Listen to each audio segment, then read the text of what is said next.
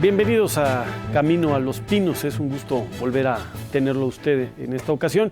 Buenas noches, Lorenzo. ¿Qué tal? ¿Cómo estás, Alfonso? Buenas noches a todos ustedes. Bienvenidos a Camino a los Pinos. Gracias por acompañarnos en una edición más. Pues hoy vamos a conversar de varios temas distintos, variados, con nuestra invitada del día de hoy, Lorenzo. Sí, tenemos una invitada que la verdad es de lujo. Tenemos una mujer que por derecho propio, profesionista, directora de la Universidad del Claustro de Sor Juana y nada menos que también hija de un presidente que es el licenciado José López Portillo, que por primera vez nos hace la apertura de sus ideas, nos hace la confidencia de la vida, de la forma como la estructura de poder, la transición política y la experiencia de haber visto la historia de México desarrollarse frente a los espacios cotidianos de familia. Vamos a compartir esta experiencia con Carmen Beatriz López Portillo. Vamos a conocer con detalle la biografía de nuestra invitada del día de hoy.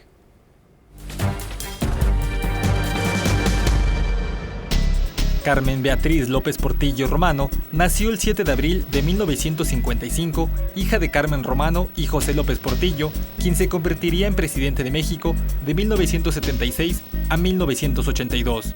Durante el mandato de su padre, estudió en la Universidad Autónoma Metropolitana la licenciatura en Derecho, misma en la que se graduó con honores al ser el mejor promedio de su generación. Posteriormente, realizó una maestría en Historia de América Latina. La maestra es miembro de diversas sociedades de México y el mundo, entre las que destacan la Sociedad Mexicana de Bibliófilos, el Consejo Consultivo para el Rescate del Centro Histórico de la Ciudad de México, así como de la Asociación Mexicana de Derecho a la Información. Entre sus actividades académicas, destaca su designación como directora general del Claustro de Sor Juana en 1991 y rectora de la misma desde 1998. También ha publicado varios libros y fue la responsable de coordinar el libro Sor Juana y su mundo, en el que diversos escritores hacen una reflexión de la llamada décima musa. Pues bienvenida a Camino a los Pinos. Gracias, Alfonso. Gracias por la invitación.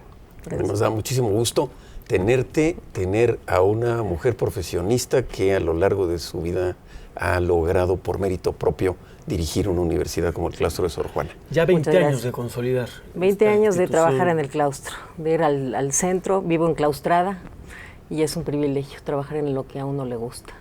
Qué bueno. Y en contacto con los chicos y pues haciendo algo por el país. Tú pues viviste en Los Pinos. Sí. Y sobre todo pues estuviste muy cerca de un proceso muy importante para la democracia mexicana y que hoy pues sin duda ha marcado, pienso yo, al Congreso mexicano, que es la existencia de diputados plurinominales. Yo creo que si hiciéramos un balance sobre el trabajo de los diputados plurinominales a lo largo de las legislaturas desde la LOPE, yo creo que son los diputados quizá más productivos o de los más productivos que ha habido en el país. Claro, la idea de la reforma política era no solamente darle voz a la mayoría, sino hacer de la democracia un espacio en donde se oyeran todas las voces, en donde las minorías tuvieran también la voz, porque si no termina siendo un autoritarismo de la mayoría. De manera que la reforma política lo que pretendía, y lo que me parece que logró, fue lograr que los partidos minoritarios tuvieran voz, de manera que se escucharan distintas miradas de la realidad nacional, distintas opciones políticas, distintas ideologías, la problemática de la realidad nacional, que es muy compleja, y que eso propiciara que el apoyo también económico a los partidos se diera desde el Estado, de manera que estos partidos no tuvieran que comprometer su viabilidad ni con ninguna empresa, iglesia, o grupo criminal. Otros, así es. Sí, no. Entonces, de eso se trataba, ¿no? Que la reforma política, después de una historia bastante, bueno, lo que sucede es que el sistema tiene una historia bastante compleja que hay que entender, ¿no?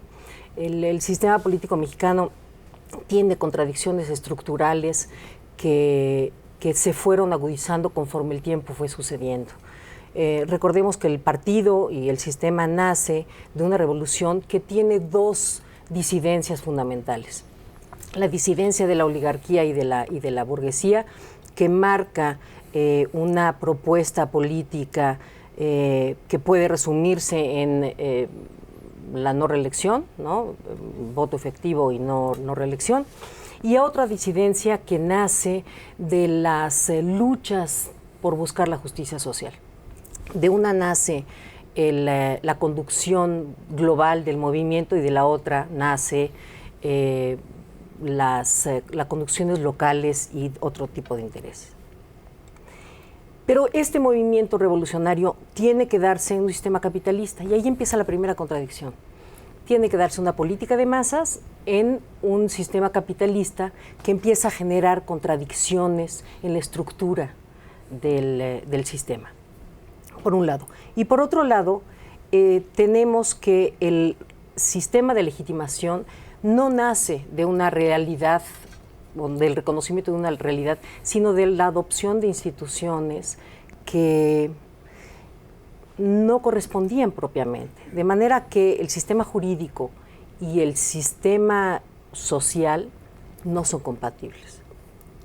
Esto va haciendo que el sistema se vaya haciendo más complejo. Y la reforma política justamente lo que trataba de hacer era hacer el reconocimiento pleno de todas estas distintas opciones, de todas las distintas disidencias, de todas las voces que durante muchos años estuvieron encausadas en una sola estructura de poder, en un partido que trató de conciliar muchos intereses, que trató de acabar con el caciquismo, con el militarismo, con las opciones del clero.